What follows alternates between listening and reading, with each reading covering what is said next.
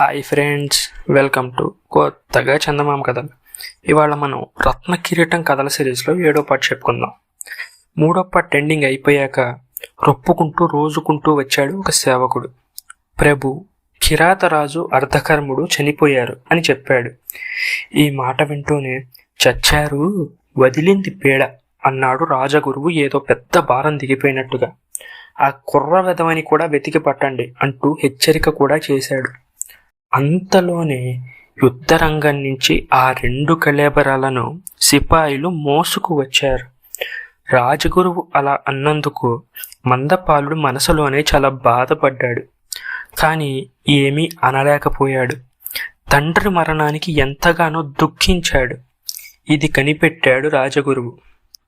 మందపాలుడికి తిరిగి తండ్రి పైన మమకారం కలగడం చూసి అతనికి వాని యందు వెంటనే విరక్తి భావం పొడమింది. ఆ వార్త చెవిన పడగానే చెరలో ఉన్న ప్రమోదుడు కూలిపోయాడు.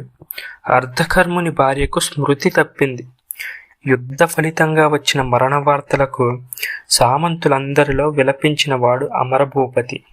ఏమీ, కన్న కూతురా చెరలో ఉండే, మనవడు కనిపించకుండా పోయే, అల్లుడు అర్ధాంతరంగా చచ్చే, అంతకంటే ఇంకేం కావాలి? తీరని దుఃఖంలో మునిగి ఉన్న అతను పట్టాభిషేకంలో పాల్గొనేదేముంది? అయినా నలుగురితో పాటు ఉండక తప్పింది కాదు. అక్కడ శరీరమే ఉంది, కానీ మనసు అక్కడ లేనే లేదు. ఏమైతే కాని అని చకచకమంటూ పట్టాభిషేకపు ఏర్పాటులు చేయసాగాడు రాజగురువు. ఈ సందడిలో మగధ రాజ్యం నుంచి ఒక సేవకుడు అమరభూపతి తండ్రి చనిపోయిన వర్తమానం తెచ్చాడు. కష్టాలపైన కష్టాలు వచ్చి పడినందుకు దుఃఖించాడు అమరభూపతి. మందపాలుని వద్ద, రాజగురువు వద్ద సెలవు తీసుకొని తక్షణమే తన రాజ్యానికి మరలిపోయాడు.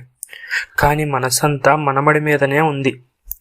లాంఛనప్రాయంగా మందపాలుడికి పట్టాభిషేక మహోత్సవం జరిగిపోయింది.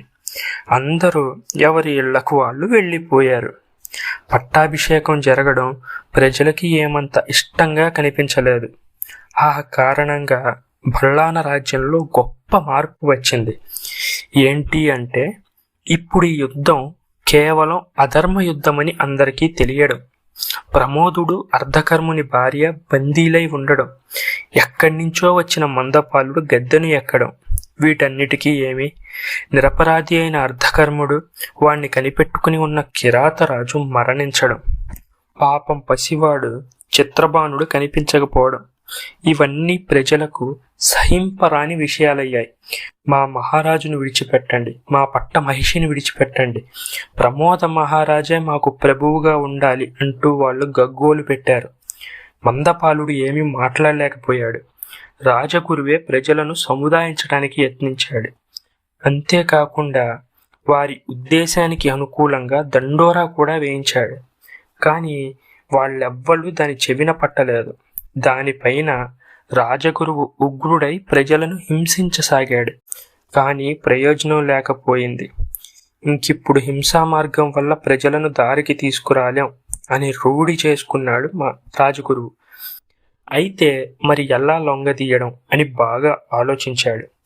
ఒక 7 ఏళ్ల వరకు మీరు ఏ విధమైన పన్నులు కట్టక్కర్లేదు అని అంటే చచ్చినట్టు ప్రజలు మన దారికి వస్తారు కదా అని నిశ్చయించుకున్నాడు. మరైతే ఈ 7 ఏళ్ళు రాజ్యాన్ని నిర్వహించడం ఎలా? బల్లాన రాజ్యపు ఖజానా యుద్ధం వల్ల ఖాళీ అయిపోయిందే, ఏం చేసేది? బాగా ఆలోచించి రాజగురువు వెంటనే ఒక తాకీదుని సామంతరాజులందరికీ పంపించాడు.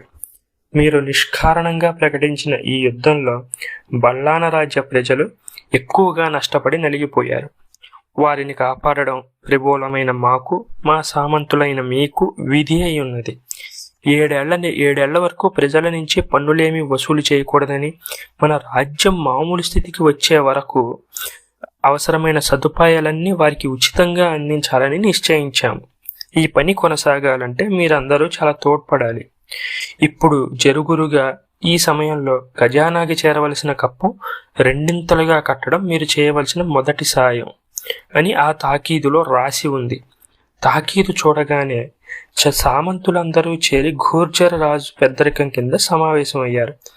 ఉన్న మహారాజును వదులుకొని లేనిపోని కష్టాలు తెచ్చుకున్నామే అని వారు చాలా విచారించారు.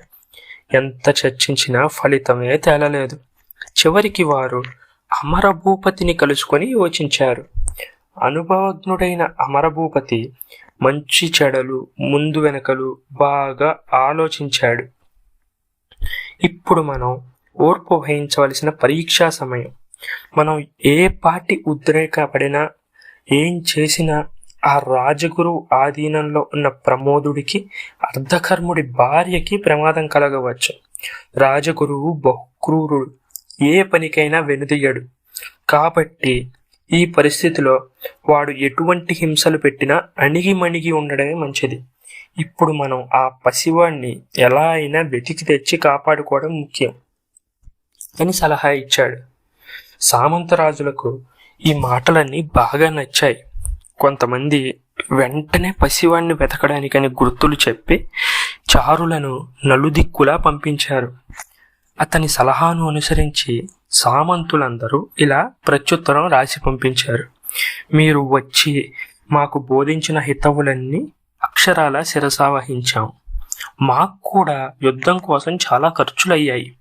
రత్న కిరీటం లేని రాజులకు కప్పం కట్టక్కర్లేదని చెప్పగా నిజమే అనుకుని నమ్మి అప్పుడు అలా జవాబు రాశాం. జవాబుకు ప్రతిఫలంగా వచ్చిన యుద్ధంలో పాల్గొని ఎన్నో కష్ట నష్టాలకు పాల్పడ్డాం. ఇప్పుడు ఇంతలో మీ మనసు ఇలా మారిపోతుందని మేము ఎప్పుడూ తలచలేదు. యుద్ధరంగం నుంచి ఇంటికి చేరకముందే కప్పం కట్టాలి అని శాసిస్తారని, అది రెండింతలుగా కట్టమంటారని కలలో కూడా ఊహించలేకపోయాం. భల్లాన రాజ్యం మీకు హస్తగతమైందే. వాగ్దానం చేసినట్లుగా మాకేవో స్వర్గ సౌఖ్యాలు కలుగుతాయని ఆశించాం, కానీ ఇటువంటి కఠిన శిక్ష విధిస్తారని అనుకోలేదు. మా కష్టనిష్ఠూరాలు విన్నవించుకుందామనుకున్నా ఇప్పుడు మీరు ఆలోచించేటువంటి స్థిమితంలో ఉన్నట్టు తోచలేదు. అందుకే ఇక విరమిస్తున్నాం అని ఆ లేఖలో పేర్కొన్నారు. ఆ లేఖ చూశాక రాజగురువు ఏం చేశాడు, అతని ప్రతిచర్య ఏంటి అనేది తెలుసుకోవాలంటే నెక్స్ట్ పార్ట్ వచ్చేదాకా వెయిట్ చేయాల్సిందే. అంటే మీరు ఎక్కువ రోజులు కూడా వెయిట్ చేయాల్సిన అవసరం లేదు. రేపు ఈవినింగ్ ఇదే టైంకి నేను నెక్స్ట్ పార్ట్ని కూడా అప్లోడ్ చేస్తాను. ఒకవేళ ఈ కథ మీకు నచ్చినట్లయితే దీన్ని లైక్ చేయండి, మీ ఫ్రెండ్స్ అందరికీ షేర్ చేయండి. అలాగే మన ఛానల్ని సబ్స్క్రైబ్ చేసుకోవడం మాత్రం అసలు మర్చిపోకండి. ఇదే సిరీస్లో ముందున్న పార్ట్స్ చదవాలంటే ఆ ప్లేలిస్ట్ లింక్ నేను డిస్క్రిప్షన్లో ఇస్తాను. అవి కూడా ఒకసారి వినండి. Thank you friends.